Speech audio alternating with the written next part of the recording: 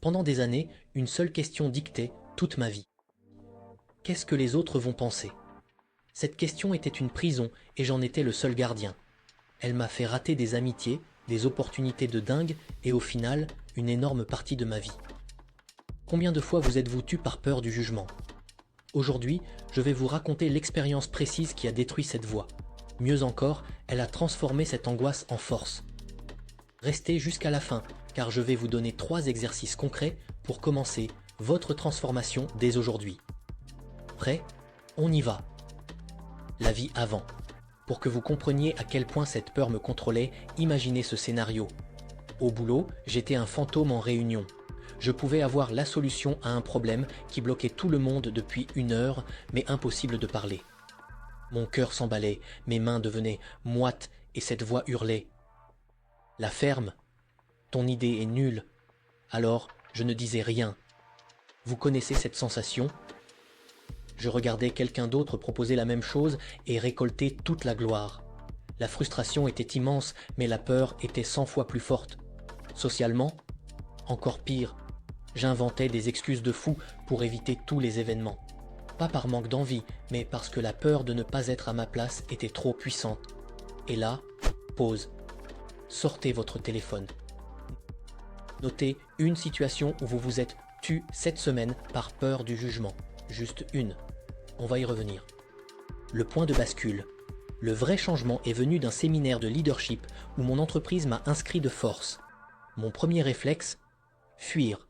Mais une petite voix m'a dit « Et si tu essayais ?» Le deuxième jour, mon pire cauchemar, un atelier de prise de parole. 3 minutes d'exposition totale. Pendant que les autres passaient, j'ai observé un truc de dingue. Certains tremblaient. Une personne a eu un trou de mémoire. Une autre a explosé son temps. Et la réaction du public? Toujours la même, des applaudissements, des regards sympas, personne ne s'est moqué. Le monstre du jugement n'existait que dans ma tête. Mon tour arrive. En me levant, décision folle, être 100% honnête. J'ai balancé mes notes et j'ai dit « Bonjour, pour être franc, je suis pétrifié. Si je suis là, c'est pas pour vous impressionner, c'est parce que j'ai décidé que cette peur ne dirigerait plus ma vie. » Silence. Et là, un truc magique. Les gens se sont détendus, ils ont souri. En montrant ma vulnérabilité, j'ai créé une connexion instantanée. À la fin, plusieurs personnes sont venues me voir. C'était courageux, j'ai la même peur. À cet instant, je n'ai pas été rejeté, j'ai été compris. La révélation plus exercice. Ce moment a retourné mon cerveau. 3 révélations essentielles. 1. Le rejet est un fantôme. Une histoire qu'on se raconte. La plupart des gens sont trop occupés par leur propre vie pour nous juger. Reprenez votre téléphone. Cette situation que vous avez notée, imaginez le pire scénario si vous aviez parlé. Écrivez-le. Maintenant, soyez honnête. Quelle est la probabilité réelle que ça arrive? 10%?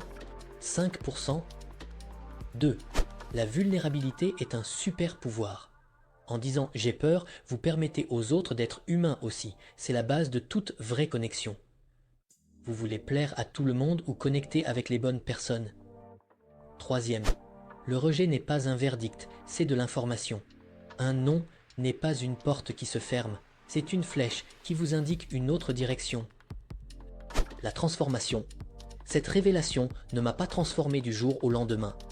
La peur n'a pas disparu, mais elle n'est plus le boss.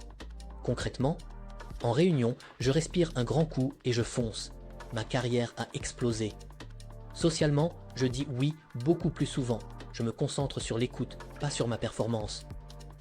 Et paradoxalement, mes relations sont 1000 fois plus fortes. Et ce projet de chaîne YouTube, vous êtes en train de la regarder. Chaque vidéo est une victoire contre cette vieille peur. Est-ce que j'ai encore peur des critiques?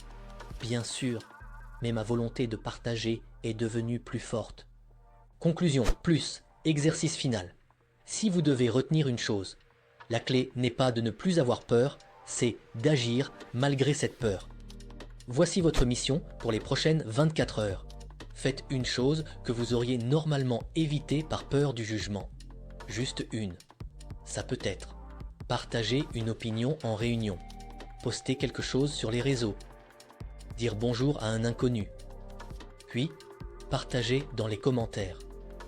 Qu'allez-vous faire dans les prochaines 24 heures? Pas seulement pour vous engager, mais pour montrer aux autres qu'ils ne sont pas seuls. Merci de m'avoir écouté. Votre authenticité est votre plus grande force.